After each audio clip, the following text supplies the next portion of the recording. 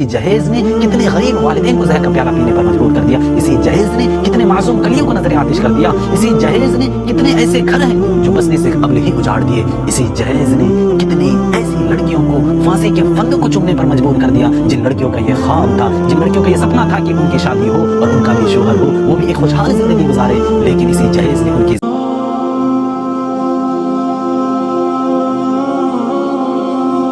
السلام علیکم ورحمۃ اللہ وبرکاتہ. معزز ناظرین, امید کرتا ہوں کہ آپ بخیر عافیت سے ہوں گے. ناظرین, موجودہ دور میں مسلم سماج و معاشرہ جس ظلمت و جہالت, معصیت و برائی اور ظلم و بربریت کا شکار ہے وہ ہم اور آپ سے مخفی نہیں.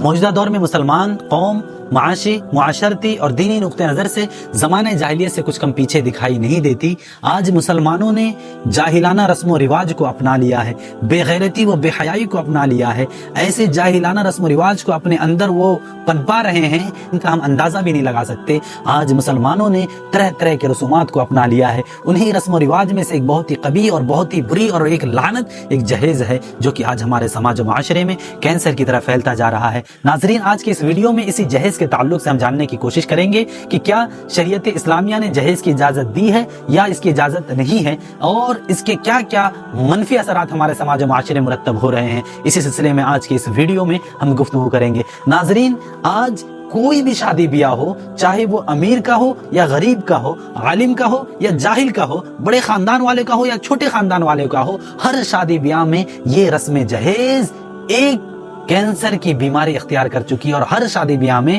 یہ رسم جہیز پائی جاتی ہے. اس رسم کے بغیر وہ بیاہ, وہ شادی نامکمل سی تصور کی جاتی ہے, اور جس کے اثرات یہ ہو رہے ہیں کہ آج ہمارا سماج و معاشرہ تباہی و بربادی کے دہانے پر جا گرا ہے. اسی جہیز کی وجہ سے آج مسلم لڑکیاں تباہ ہو رہی ہیں, زناکاری کے اور بدکاری کے راستے ہموار ہو رہے ہیں. جہیز کی وجہ سے بہت ساری ایسی بیٹیاں, بہت ساری ایسی بہنیں اپنے گھروں میں بیٹھی رہتی ہیں, ان کی شادیاں نہیں ہوتی. اس جہیز کی وجہ سے وہ اپنی شادی کے انتظار میں وہ بڑھاپے کی دہلیز پر پہنچ جاتی ہے, اور اس انتظار میں ہوتی ہے کہ ان کی بھی شادی ہوگی, ان کے لیے بھی کوئی شخص آئے گا جو ان کو بیاہ کر اپنے گھر لے جائے گا اور ان کی زندگی سنور جائے گی. لیکن اسی امید میں اپنی پوری زندگی گزار دیتی ہے اور اس کو کوئی بیاہ, کوئی شادی کے لیے اس کے پاس نہیں آتا. بہت ہی افسوس کا مقام ہے. اسی جہیز نے کتنے غریب والدین کو زہر کا پیالہ پینے پر مجبور کر دیا. اسی جہیز نے کتنے معصوم کلیوں کو نظر آتش کر دیا. اسی جہیز نے کتنے ایسے گھر ہیں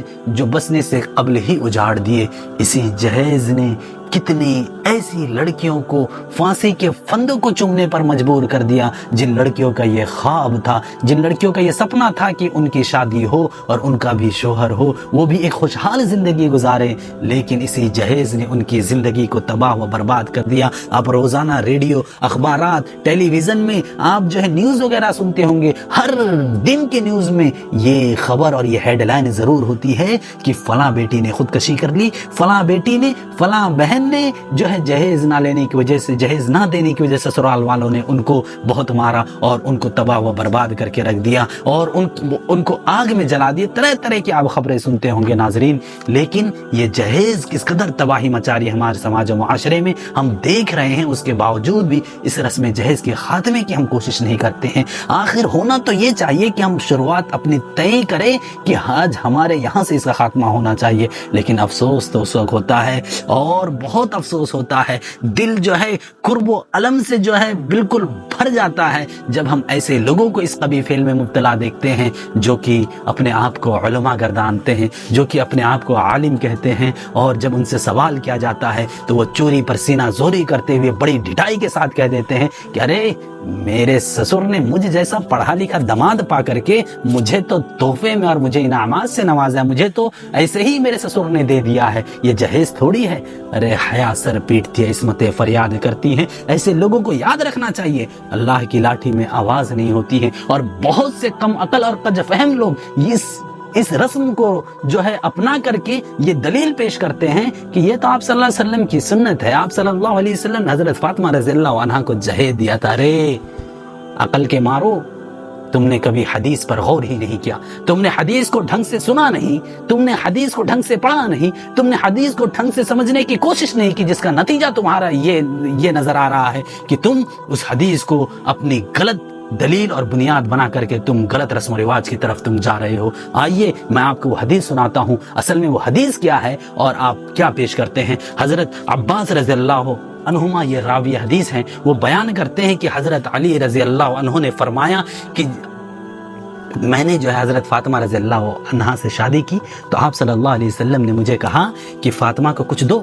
میں نے کہا کہ اللہ کے رسول میرے پاس کچھ ہے نہیں، میں کیا دوں؟ حضرت علی کہہ رہے ہیں، آپ صلی اللہ علیہ وسلم نے کہا کہ تمہارے پاس ایک زرہ تھا، اس زرہ کا نام آپ صلی اللہ علیہ وسلم نے بتایا کہ حتمی زرہ، وہ کہاں ہے؟ کہا کہ میرے گھر میں ہے۔ کہا کہ لاؤ وہی دے دو۔ حضرت علی رضی اللہ عنہ نے اس زرہ کو حضرت عثمان رضی اللہ عنہ کو بیچا 480 درہم میں، اور وہ پیسہ حضرت عثمان رضی اللہ عنہ نے آپ صلی اللہ علیہ وسلم کو لا کر دے دیا، جس سے آپ صلی اللہ علیہ وسلم نے حضرت فاطمہ رضی اللہ عنہ کا سامان تیار کیا اور حضرت فاطمہ کو رخصت کیا۔